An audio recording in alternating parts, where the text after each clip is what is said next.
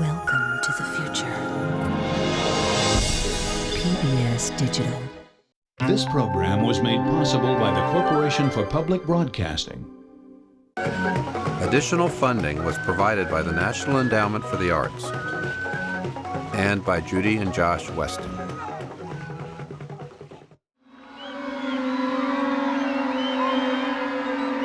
Sing the stars, dance till dawn. From Papua to New Guinea, to Solomon, to Vanuatu, to Fiji, 1,000 languages, but we are one.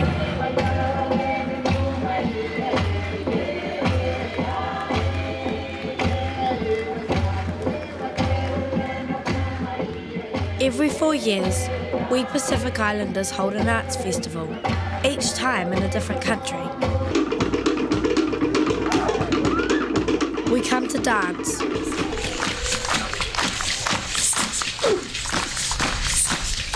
We dance for ourselves, and we dance for our neighbours. We're from 22 island nations rising out of the world's largest ocean. We aren't professional or full-time dancers. We're lawyers, chiefs, and school teachers.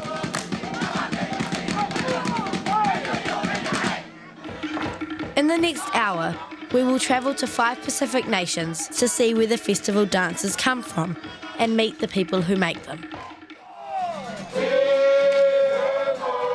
I'm Keisha Castle Hughes, and the first island country is my home. My people, the Maori, arrived by canoe in the islands of Aotearoa, or New Zealand, just 1,200 years ago. Dance is part of our everyday life. It's our way of carrying our culture into the future. Whatu ngaro he tangata toi tū te whenua. Whatu ngaro te tangata toi tū te whenua. Man may disappear, man will disappear, but the land will always be here. We are only the guardians of the land. This is our belief. We are here for a short time, then we go, and our children take over. We're only looking after it for future generations.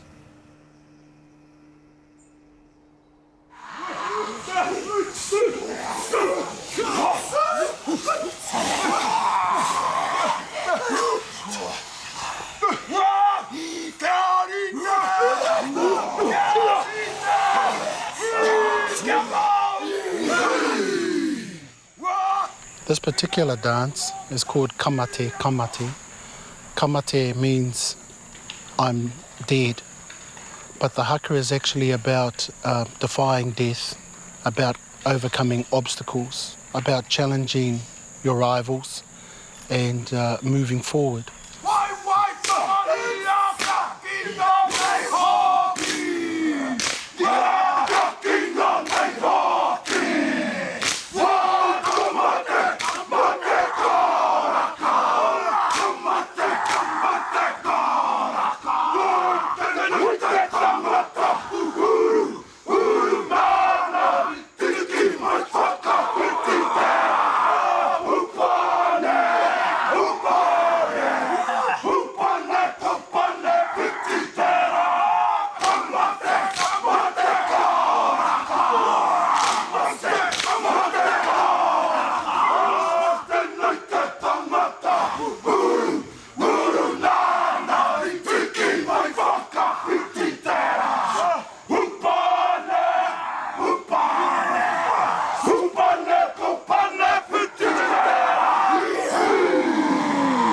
The most important part of the dance is the message.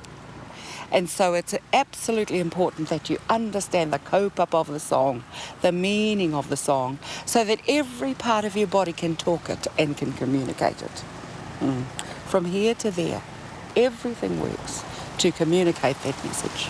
When you do this one, go down a bit and up, down, up. Now the head. Haka, ha means breath, ka means on fire or fiery words. Put it both together, fiery words. Drop down to the right.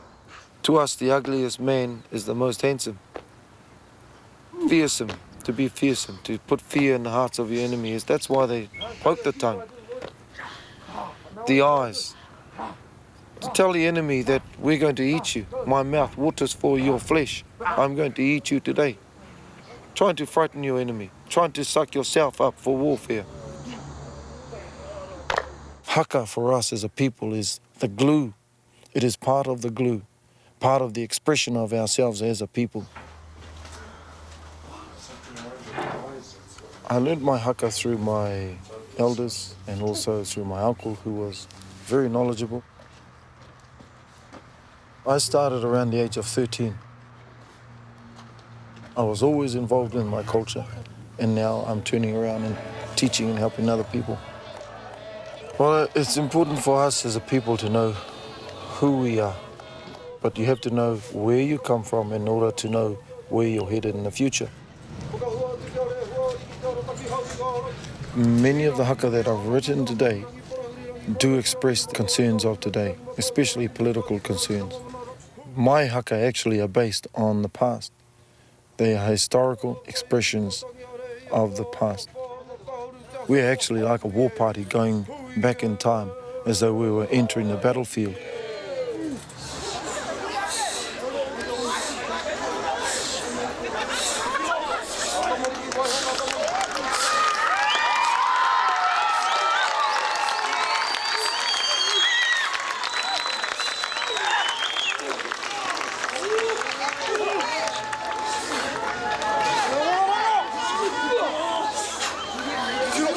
I feel that if it's not done properly, then it doesn't represent my ancestors properly.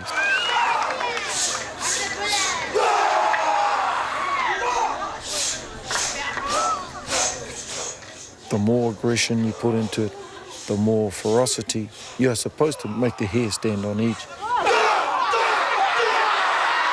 That's what it's supposed to. It's supposed to charge up and electrify the atmosphere, and if you don't do that, you're not doing it properly. If you laugh during the haka, when I was a kid, I was reprimanded in front of the tribe for laughing in the haka, and that's what happens. It's serious.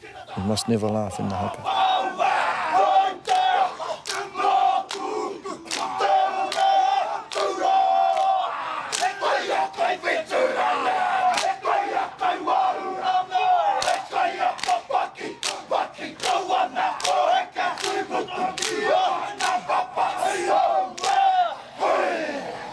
The women and the men had different ways of expressing themselves. If you look at the old chants composed by women, it's more about feeling and expression of the heart. The poi for the woman portrays the things of life, nature, birds. It's not only an exercise but also a beautiful dance.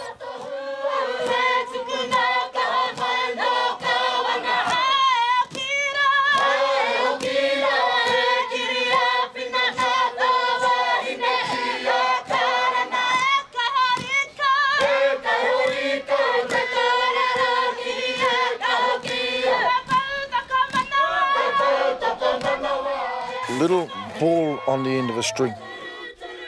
Now that was originally produced by the men to strengthen and supple the wrist, back and forth with the hand like that, and the poi ball is hitting both the back of the wrist and the front. Now the girls took it and started twirling it about, and they made it into an art. It's a beauty. So when they pick it, they pick it up, they make it look very attractive.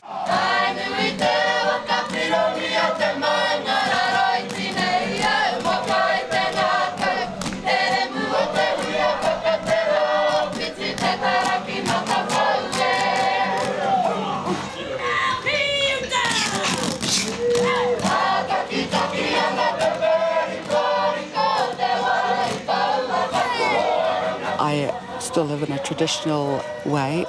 I live in what is called the pa, with the family and the wider family. I still live in that environment where we continue to be involved very closely with each other. In New Zealand, we exist in a tribal way. Now that's interesting, living in a Maori world and a European world.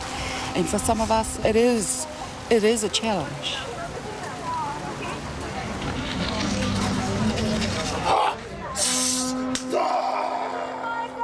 And so all of the things that happen in those sorts of environments are governed by Maori rules and regulations.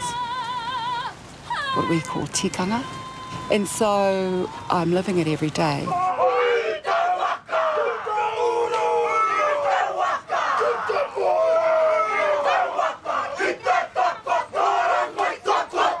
In dealing with coming to terms with living in two different civilizations, Maori and European, many of my people are very confused about who they are. And that was never the case 30 and 40 years ago. Our grandparents had such strong family values. Family values that you're really reaching to see today. Simple ones like manaakitanga. Manaakitanga is about sharing, is about looking after each other, it's about empowering each other, it's about working as well as you can with each other. It's a collective lifestyle. I have a village. It's a tourism business. But the other side of that is it's a village which involves my family and work, and not only learning the business side of things, but essentially learning the Maori side of things. We keep this track here, eh? They'll build it now, just on forget about that. And we're proud people, and it doesn't matter who come to our place. We want to make sure that they're looked after, that they learn, especially learn a little bit more about who we are as a people. Can you say, Puhi Huia? Puhi Huia was a beautiful chieftainess. She wanted to marry her lover. His name, Ponga. Ponga. Ponga. The parents said no. Say no. No. The intention was to create employment, but also to keep alive those dances and the stories and the histories of our people. Of coordination. That's very good. Okay. Looking to the future, I believe that we need to maintain our identity. Take a deep breath in. And that we need to keep the traditional essence. So, for me, it's about taking our Māoriness into the future with us.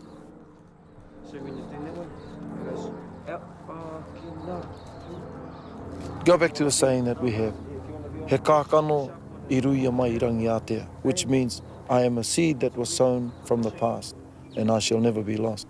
E kore engaro, I will never be lost.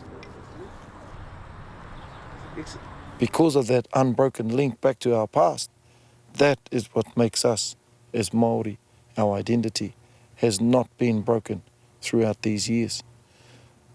So the history still lives on, and we proudly go on into the future.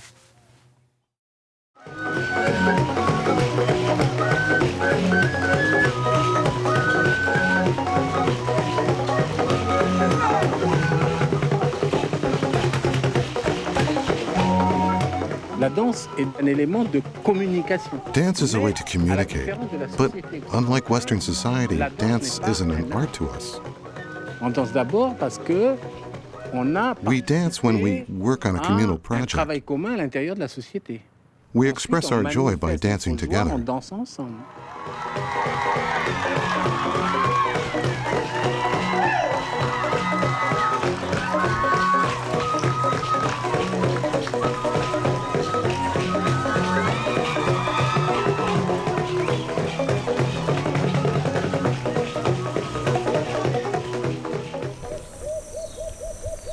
Next we visit the islands of Palau, which lie to the south of Japan, east of the Philippines. Here, power passes through the women in the family. Each island has a queen, or bilong as she is called.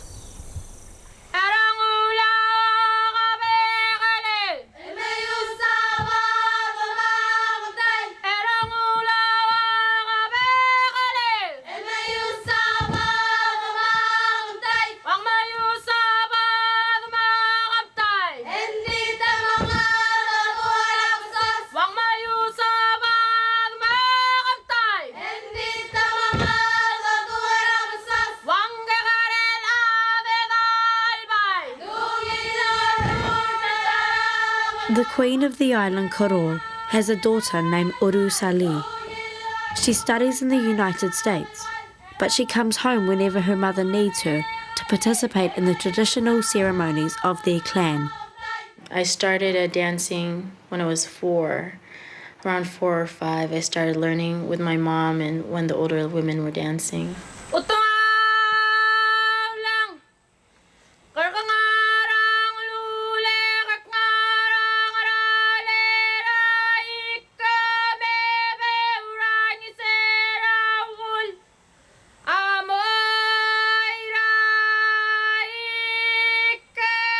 The women's dance, the lalangloi, that's the mother dance.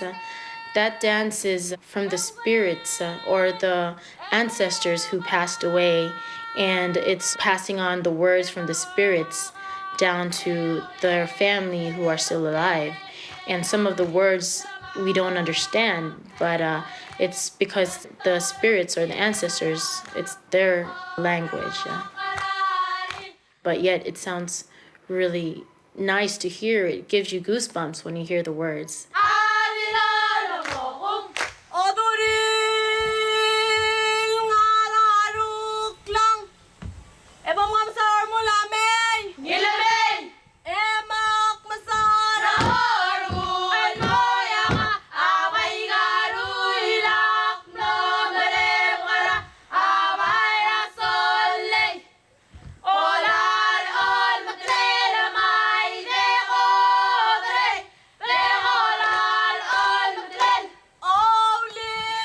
The women who were dancing all have different colors for the skirts, which represents each clan. The colors were given way long ago.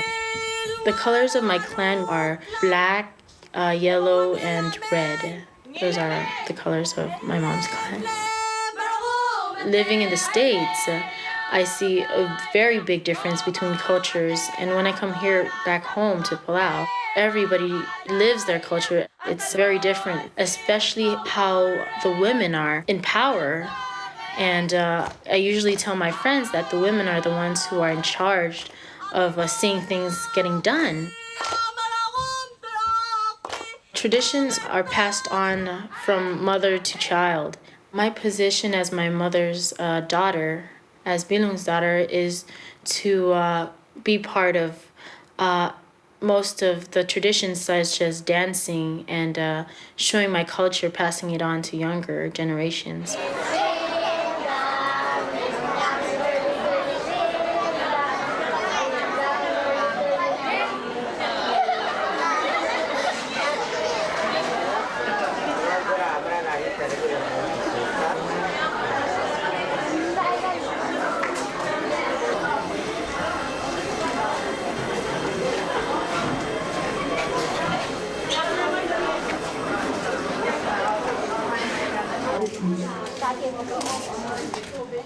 My daughter, Uroi, she will demonstrate the ngas. Ngas means the first baby born mother. Here in Palau, culture and modernity can coexist together. Ngas, the firstborn ceremony, that happens almost every weekend or every other weekend. After they have the baby, they go through a hot steam bath, which cleanses their body and heals the wounds inside. The oil that they use in the herbs tightens their skin back to the natural way it was before she was pregnant. Not everybody gets this opportunity to come out as a birth mother who just had the firstborn. I felt really honored because I don't have a child, but I was still able to come out for the birthing ceremony. My mom chose me to come out for that occasion. The purpose is to heal that mother that had just had the first baby and to make her beautiful again for her husband. So all the women will go through this tradition system. In our culture, we value the beauty and also the health of the woman.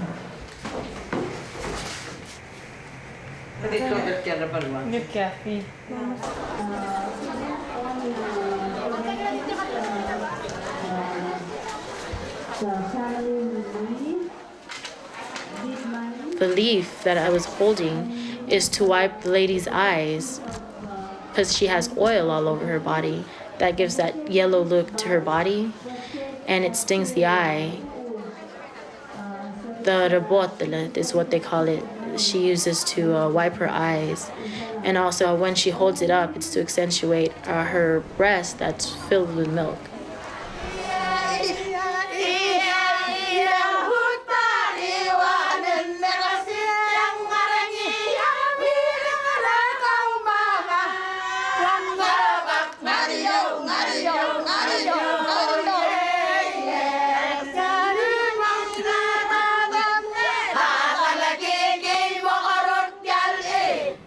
Palauan dances are very much a part of our expression. It's very much a part of if I would say, archives.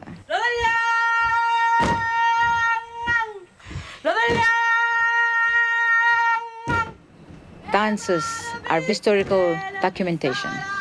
That's how we keep our history, our knowledge, our genealogy through what we perform. There's the al-adalang loiga, which is the body dance. That dance was from my great-great-grandmother. She was in her bed dying, and she was singing of how she wanted her family, if it was a good trip that she was going to, a good place, she would want her husband and her kids to go with her.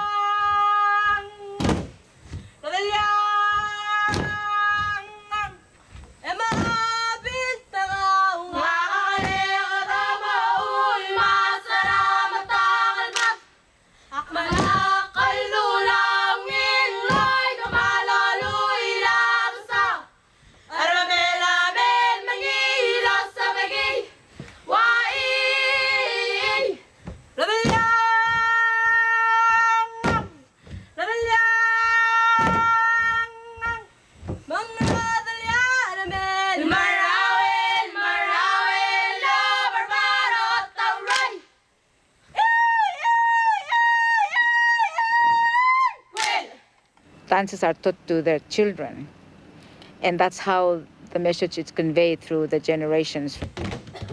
There might be slight changes to the chant because then you're picking up history, because things are just not nailed to yesterday.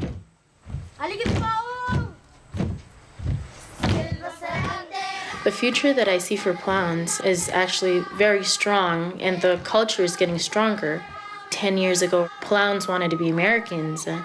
And now Palauans are trying to keep the culture and the tradition living.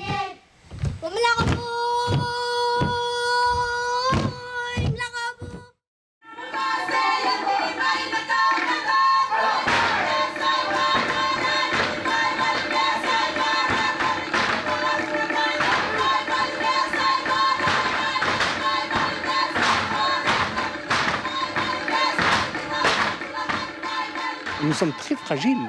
Très, très, très fragiles. We are very fragile, very, very fragile. I always say that the modern world is like a steamroller. In all the small societies like ours, the steamroller has already rolled over us. Half of our body has already been steamrolled. If we come out with a toe unscathed, that's the greatest victory we could have.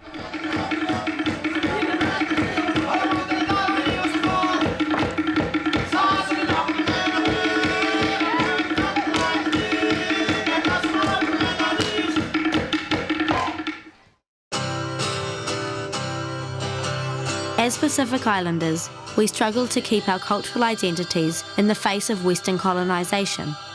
For Guam, a small country in the Mariana Islands, this is especially difficult. The Spanish explorer Ferdinand Magellan made Guam the first Pacific colony of a European power in 1521, which began the near destruction of Chamorro culture. Choreographer Frank Rabon was brought up in the Spanish tradition. He celebrates that dance style, while dedicating himself to recreating the ancient dance of Guam. A lot of us Chamorros, our knowledge of our culture was simply what our elders remembered during the Spanish colonization, which had a lot of adaptation. Our dances, our songs, our movements were mostly from the colonial period. Chamorro actually is a Spanish word, but the original people that populated the Mariana Islands, we were Tautau Tano.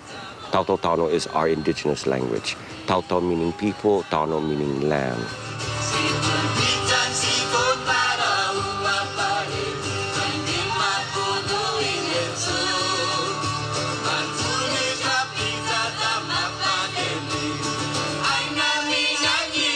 The language still is alive. There's still a lot of us that speak the Chamorro language fluently. But as far as the dance movement and the songs, that basically just disappeared. And as I grew up, the dances that I was taught were Spanish. We did the Spanish waltz, we did the stick dance. I never knew Tahitians existed. I never knew Hawaiians existed, and Samoans, and that. So it started interest me, and I started learning those kind of dances. So here I was, a Chamorro boy, learning how to dance Hawaiian and Tahitian and Samoan and Maori. I was getting into it. Then my instructor said to me, "Frank, don't you guys have any of these dances? Your people, they're island people. They must have had chants. They must have had something other than this coconut shell dance, whatever. This is very Spanish, right?" So it got me to thinking, and I think that's the seed that really started me. And this was back in 71, 72, 73.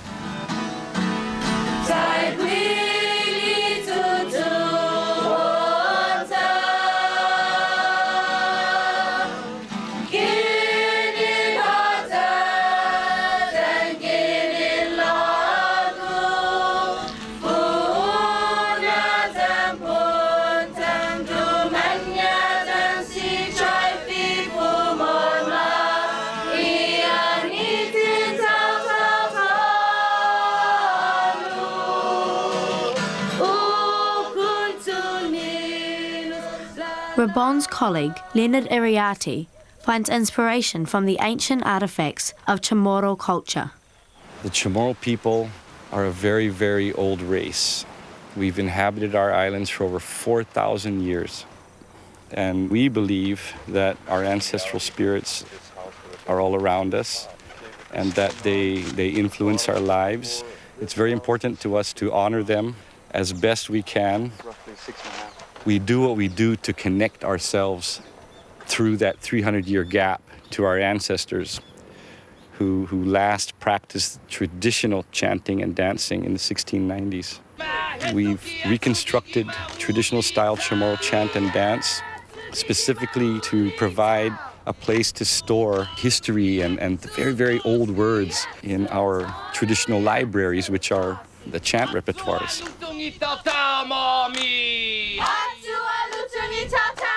And so the songs that we compose talk about our history as a people.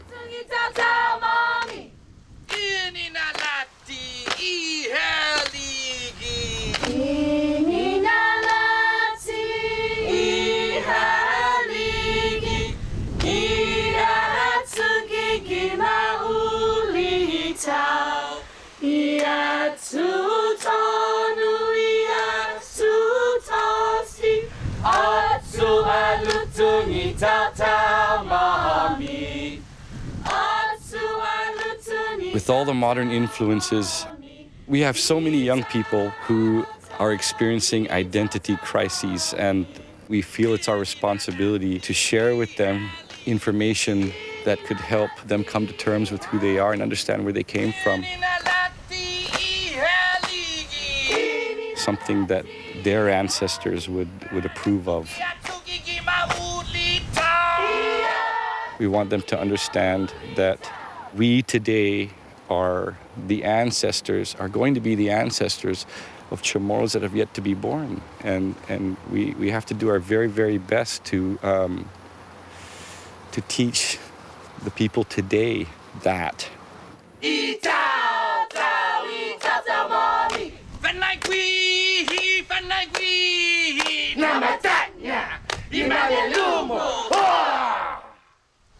Tati, halum, This is who we are. This is some of the ceremonial dances, the ceremonial chants that we use or could have used. You know, I can't say that it is authentic as it was 3,000 years ago. It's just maybe a similarity. I don't think I can authenticate. I can substantiate a lot of my creation through research, through written documents that people from outside have written about our people. And I can take that and develop it and move on. In order for it to survive, culture it needs to evolve.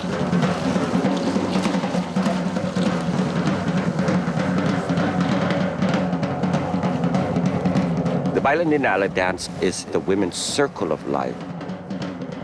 And it signifies that from the heavens you are born, and you come down and you live your life on the earth. And then when your life expires, you return back to the heaven, which basically completes the cycle of life.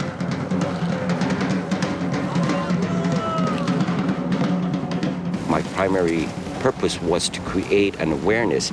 I did not want people all over the world to think that the Spaniards or Magellan brought us in on their ship in 1521. We existed way before that.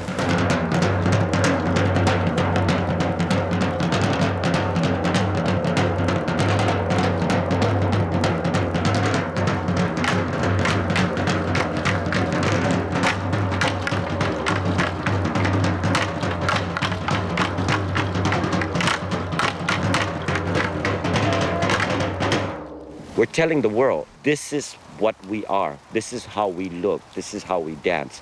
You don't tell us how to look anymore and how to dance and what to say. We're here, we're proud.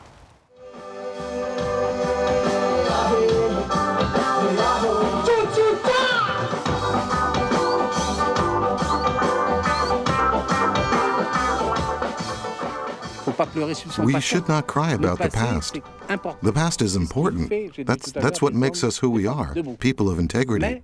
But the reality is that we live today. It's today. The question is, are we able to integrate the modern things we need into our lives? And I have to say, we don't have much choice. We don't have much choice. American Samoa is at the very heart of Polynesia, south of the equator. Land is held in common by villagers, with titled chiefs or matai at the head of the social pyramid.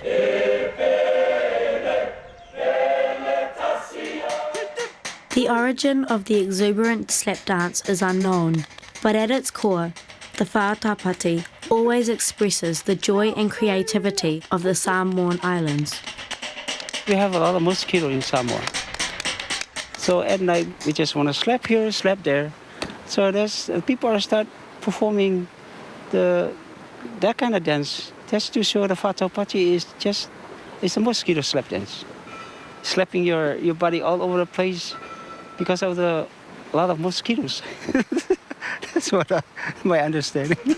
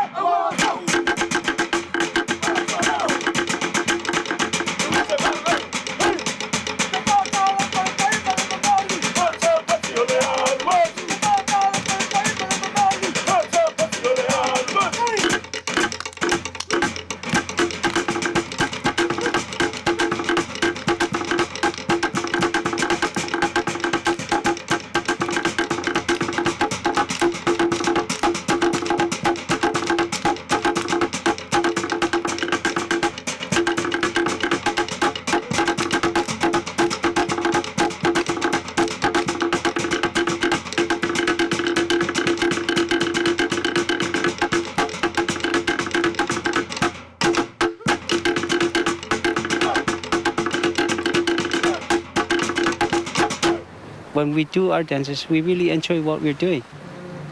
It's like everyday entertainment to you and your family and also your youth. They're getting crazy if you're not doing your dancing, and that's what I'm really enjoying my village and the culture that we have.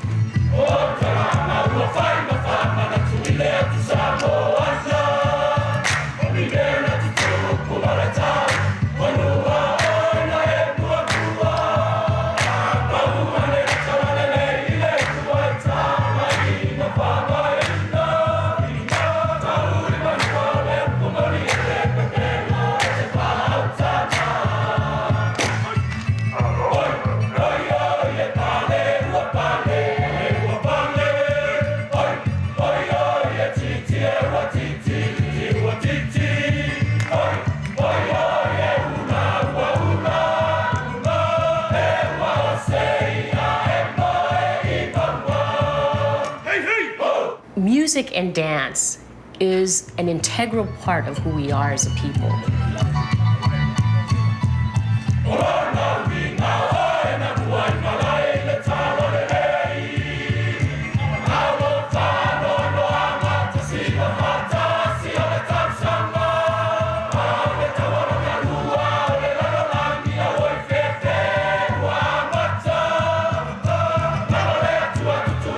We live our culture day in and day out. We are born into music. We are born into dancing. It's a part of who we are. And when there is a celebration, you can be sure that Samoans will sing and they will dance. You can put 100 different Samoans together and you can ask them to sing one song and they would all be in harmony.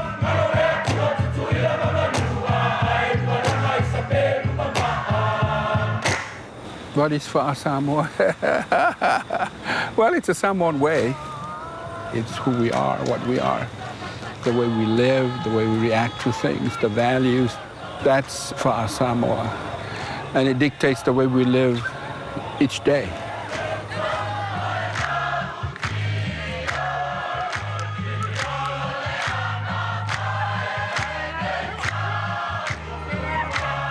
In our society, there are basic values that might be called the fabric of Samoan culture, like the importance of family.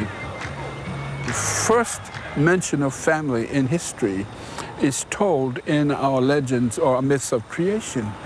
Family that was given to us, and it's a heritage from God. That's how we believe.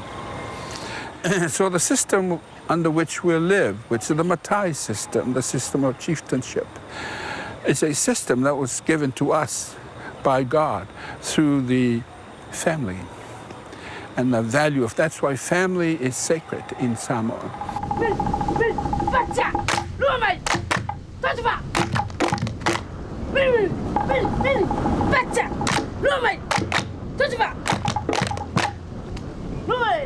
Our culture is built around that unit, the parents and the children and the extended family relationship. And you'll find that expressed in the paper and pen of ancient history, song, dance, legends, stories.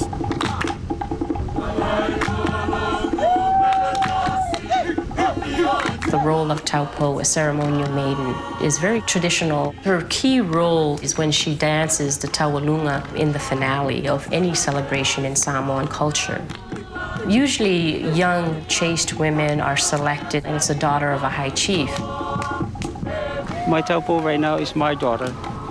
And my daughter, her name is Joanne, and she's going to perform the taualunga since my daddy is a high chief, and I'm also a talking chief.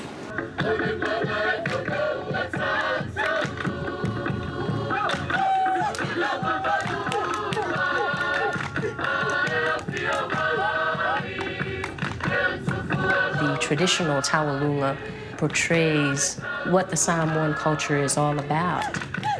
So her movements are very gentle and refined and not jumping all over the place and, bouncing all over the place like the men and the women who are around the taupo. And their role is, traditionally, they're supposed to be like the ghosts or the spirits that are supposed to try and distract the taupo from dancing.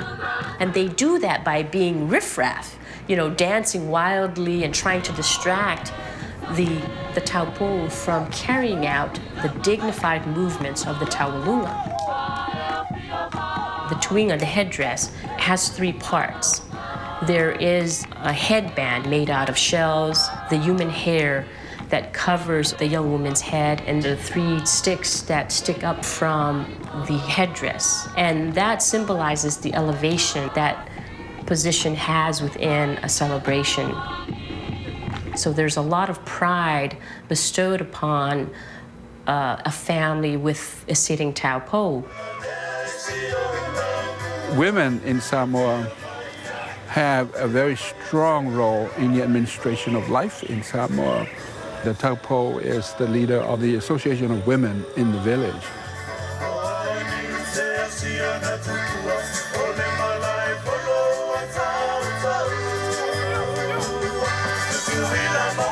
So the taupo becomes the individual that demonstrates a much higher level of general deportment, shrewd knowledge of the politics of life, the relationship between the chiefs and her role in that.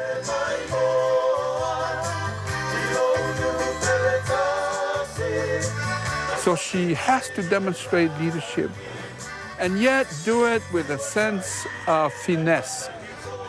And when she performs the Taualunga, she brings all of that out. The taupo is chosen to epitomize the value that the Samoans have for purity and for usefulness in society. When I was in college, people would constantly ask me, where am I from? And I always used to say, I'm from Samoa. And they're not used to it. I recently returned home to American Samoa after spending 10 years in Washington, D.C. And rather than working for the local government or setting up a law office, because I had received my Juris Doctorate from the George Washington University Law School, I was looking for a career change. Most people were looking to me to be a practicing attorney, but that wasn't where my heart was. I decided to do something with children. And that's how PAICED, the Pacific Island Center for Educational Development, was founded. When you go to college, my uncle, who is the paramount chief of our family, wanted me to take on the taupo title, the ceremonial maiden title of our family. I had spent all these years getting educated, overeducated, getting the work experience, and now it was, I'm home, and not only am I serving my community, now I have to serve my family in a traditional role. I also know that being a taupo requires a lot of financial responsibility because you're treated just as if you are a high chief. I sat on his question, very unsure of myself to become the taupo. I came to terms with myself and realized that this was a part of my life and that I couldn't run away from it, and my family needed me, and that's how I became the taupo of the family.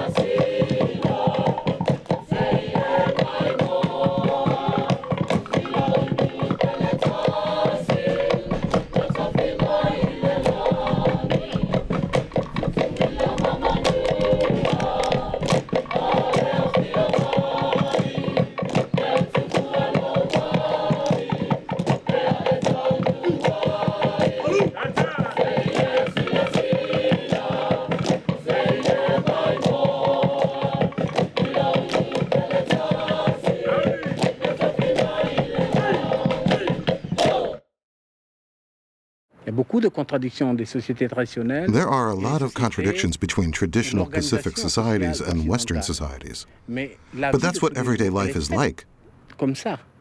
The man you see here in front of you isn't really a traditional man. I'm wearing clothes, Western clothes. I'm not dressed in traditional garb, right? My wife wants a washing machine. She refuses to do the laundry in the river. That's the world we live in now. But that doesn't mean that I'm not profoundly Kanak, or that my wife isn't profoundly Kanak. Just because we have electricity doesn't mean that I've been led astray into Western society. No. Finally, we come to the islands of New Caledonia, which lie to the east of Australia. The French colonised the islands during the Napoleonic era.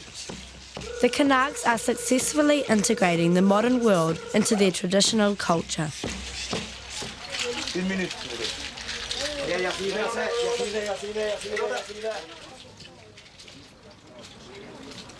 I live in a tribe. I am the director of an important public institution in New Caledonia. So therefore, in front of you, you have two people. One who lives in the social system of his tribe and one who lives in the European system. I think that's something enriching.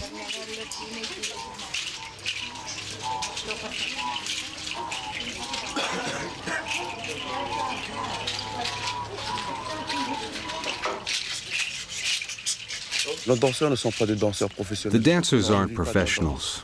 They don't make a living from dancing. They're farmers, they fish, they hunt.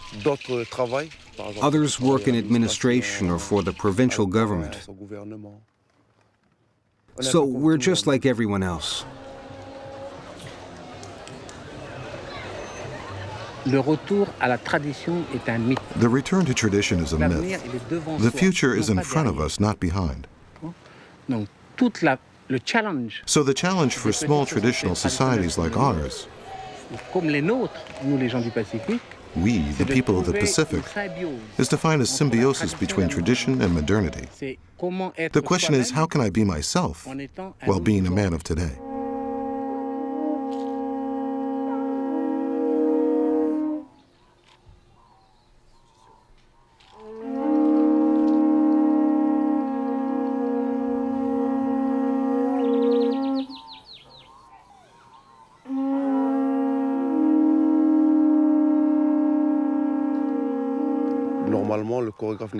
Ordinarily, the choreographer does not exist because choreography is a Western way of seeing things. In other words, the choreographer is outside the group. But here, there is a chief of the dance who can at the same time be a drummer and a dancer. The dance for us is a way to express our deepest thoughts.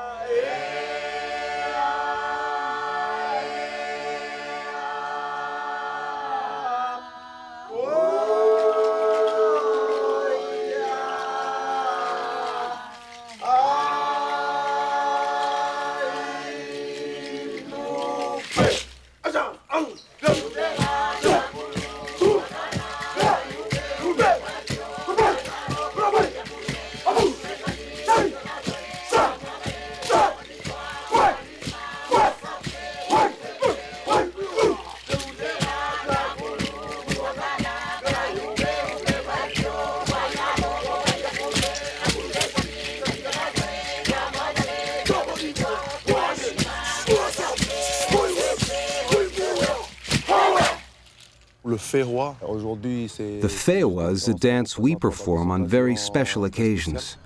But in the past, this war dance, it was a dance to psychologically prepare us for battle.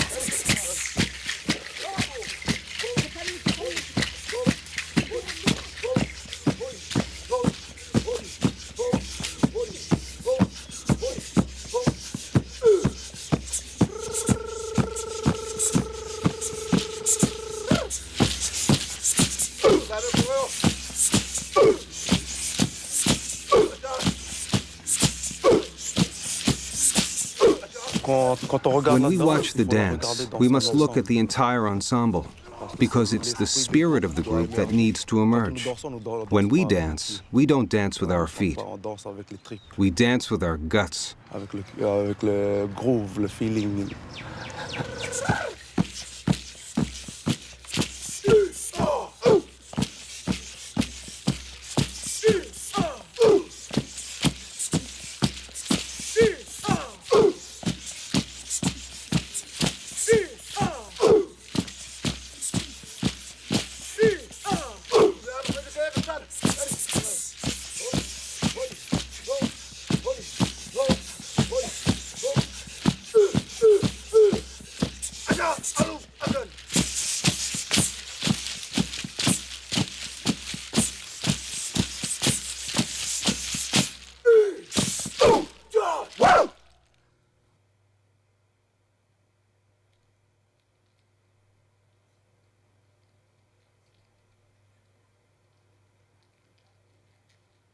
Our ancestors created dances that told us about their lives, but we must decide what those dances mean for us today. This work, this past, present, past, present, past, present, should always be there when we're exploring our culture. But then while we are thinking about the past and the present, what about the future?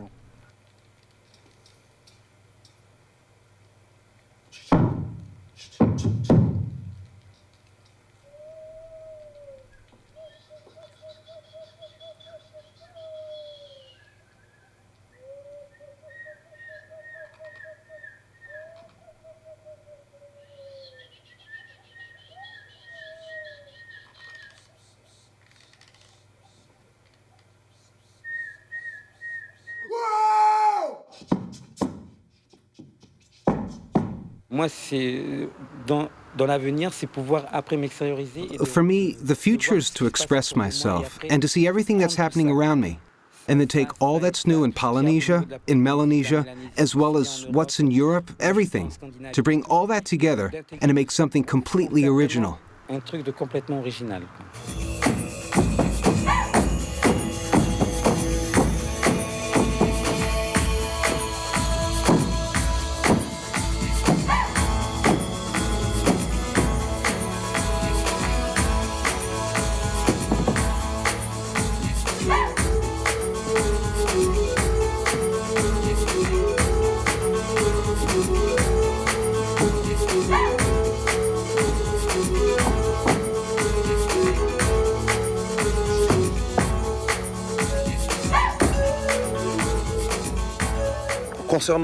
About our dance and our culture, you have eyes to see, you have ears to listen, and when you see, don't look with your eyes, look with your heart. When you listen, listen with your soul or your heart. Then you will understand.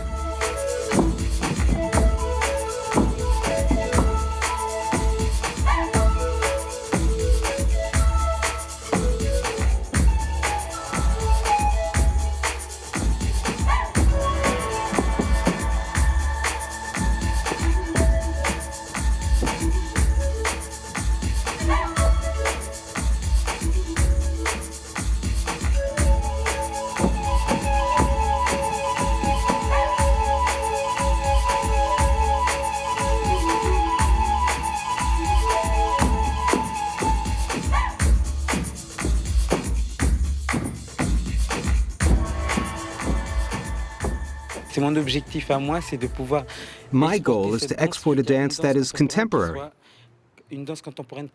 Contemporary Kanak, a dance from this part of the world, from New Caledonia, and send it out into the world to make it known everywhere.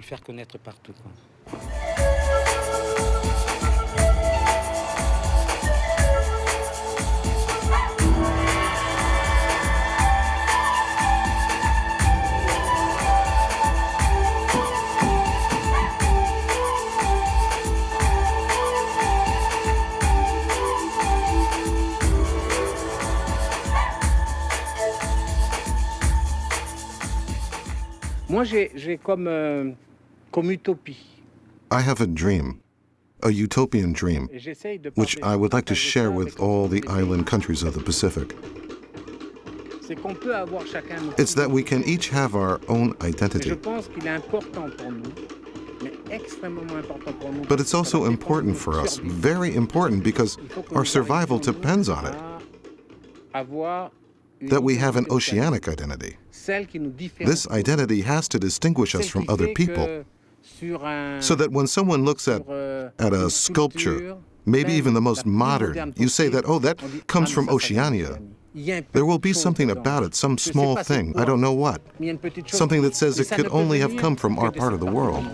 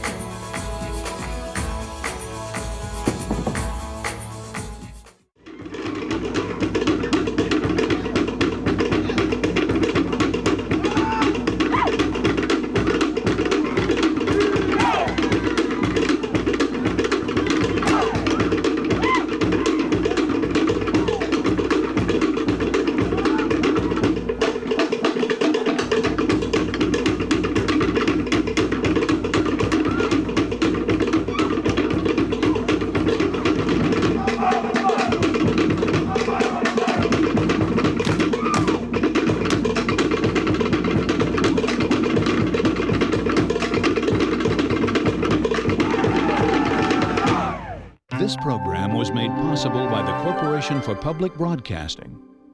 Additional funding was provided by the National Endowment for the Arts and by Judy and Josh Weston.